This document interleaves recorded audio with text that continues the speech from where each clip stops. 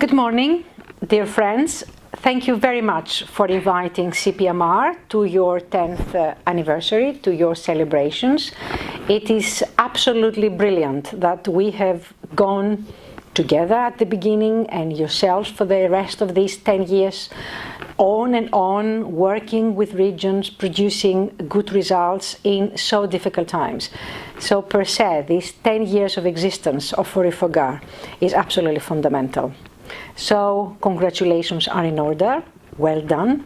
I'm really sorry I won't be able to come with you today, at least in person, but I'm going to be in spirit.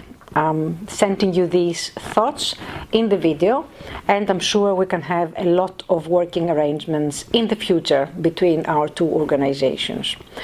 I must say, CPMR has been at the origin of the birth of the organization of Aurifogar. At the time, the predecessor, the Secretary General Xavier Zizard, who was the one who was actually pushing this initiative along with lots of our members at the time. The President of Tuscany, that you all know, I'm sure, Claudio Martini, was a major initiator of this big enterprise we wanted to do of regions in the world. How to empower regions in the world. That was really the miracle we wanted to set up by creating Aurifogar.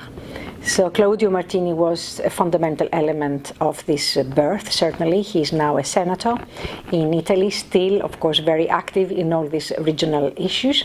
But there was another fundamental person, very, very important, president of PACA at the time, Michel Vogel. He was also very active, president of the Mediterranean Commission of CPMR as well, and one of the initiators, one of the fundamental pillars as well of Aurifogar. So CPMR, I must say, has been there in the beginning, at the birth, and has really accompanied the organization when it started in its first steps.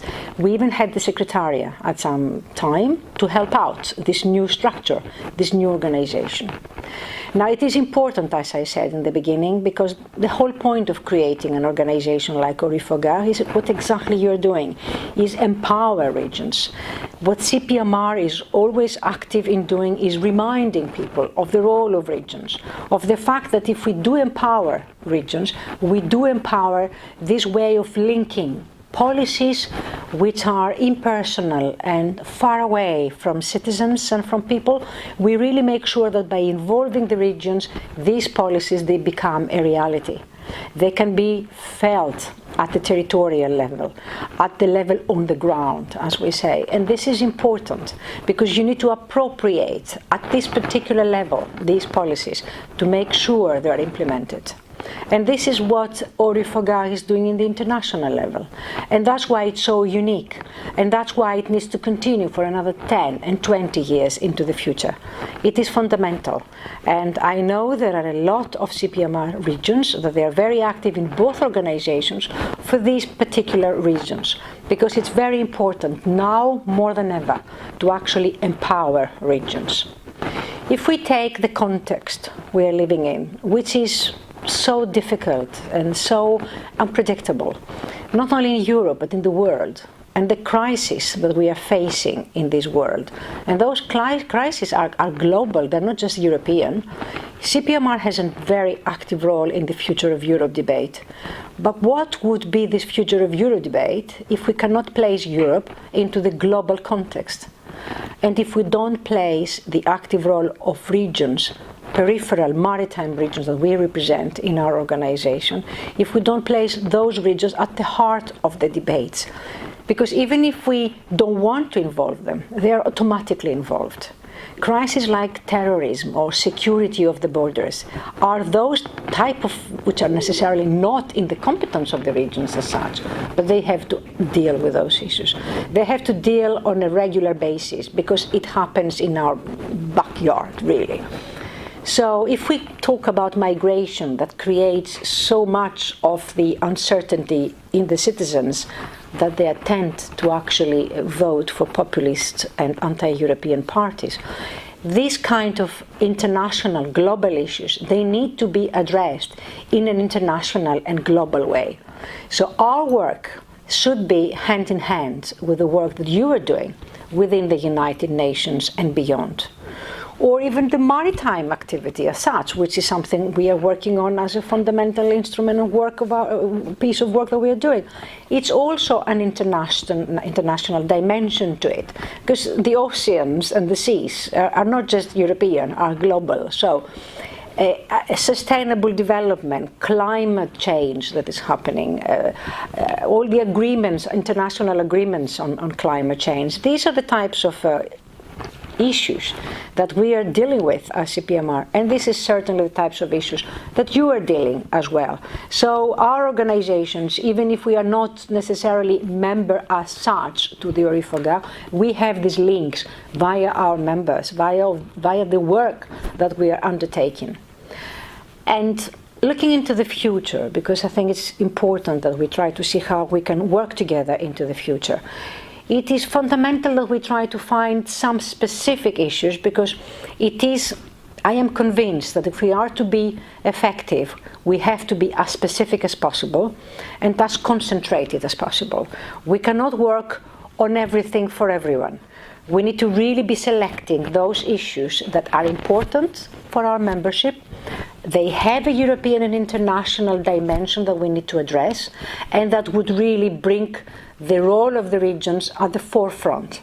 Not because we want to celebrate the regions because we represent the regions, and because it's fundamental that regions can't be part of all these European and international happenings for the reasons I mentioned before, because they are the glue between what's theoretical to what can be practical and operational on the ground. So there we can possibly work together on several items and issues. I mentioned already some of the thematic areas we are both very active. I am very much looking into the sustainable development goals. It becomes an important element of a strategic approach we may have to the future, to the sustainable future we want to have in terms of energy, pollution, climate change, or innovation and research, these types of activities that they do have a European and international dimension.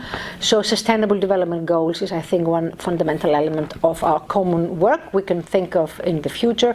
Or why not, we have an external cooperations working group, quite active on development policies as well, and sustainable development as well, and the SDGs are also entering into the equation of this particular piece of work. So I would imagine that we can still try to really work together on those issues, and I will seek to have meetings, of course, through our regions, but also directly with our organizations, to make sure that we can try to bring the best of the regions, to bring the best of what can be a new ethos in Europe and in the world, of what can be a sustainable development we want to continue working on, so that the future generations, the children of all of us, would be able to live into a better world. Let me finish by thanking you for inviting us once more, and by wishing you all the very best for now and for the future, for the next 10 or 20 years we're going to be celebrating together with ORIFOGA. Thank you very much.